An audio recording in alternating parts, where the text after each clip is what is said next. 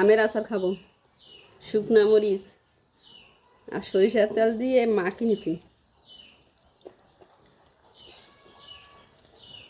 দেখো অফিসে গাছে পাইছে। অফিসের এদিকে একটু আগে আসো, তোমাকে দেখা যায় না। এটা আমার দেখার আছে, আমি তো পিছনে দেখছি। ও মানে অফিসের গাছ থেকে বাড়ি নিয়ে এসছি, শুকনা মরিচ দিয়ে মাখিয়ে খাই।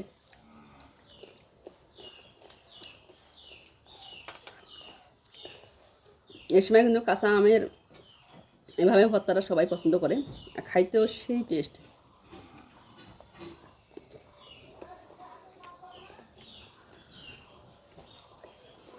হোসেন আমার দেখা যায় না এটাবে। আর পারলে আপনারাও সময় সুযোগ করে এই আচারটা, কিন্তু একা একা খাওয়ার মন চায় না, দুই একজন মিলে খাইলে খুব ভালো লাগে, তাড়াতাড়ি শেষ হয় আর জিহ্বার মধ্যে স্বাদ লাগে। একাই মন চায় না যে যে কোনো আচার করে খাই।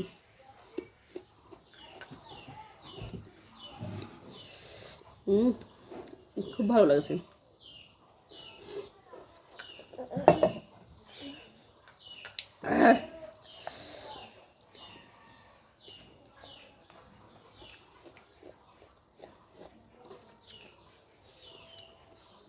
দেখো আমি অফিসে গাছে পাইছে।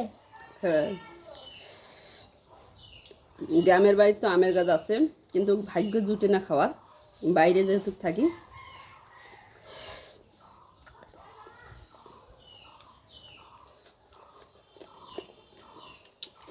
ভালো লাগে, বন্ধুদেরকে বলো, লাইক কমেন্ট শেয়ার দিবেন।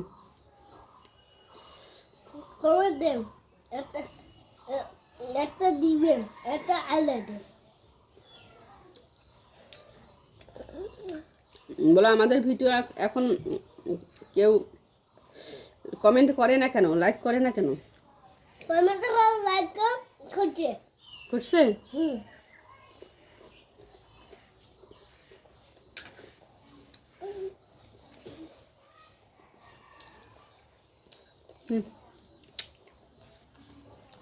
তো আমাকে দুটো খান। আমি পানি বল। পানি খাইও না, টক জিনিস খায়া সাথে পানি খাওয়া যায় না। দেখেন আমাদের কি খাবে।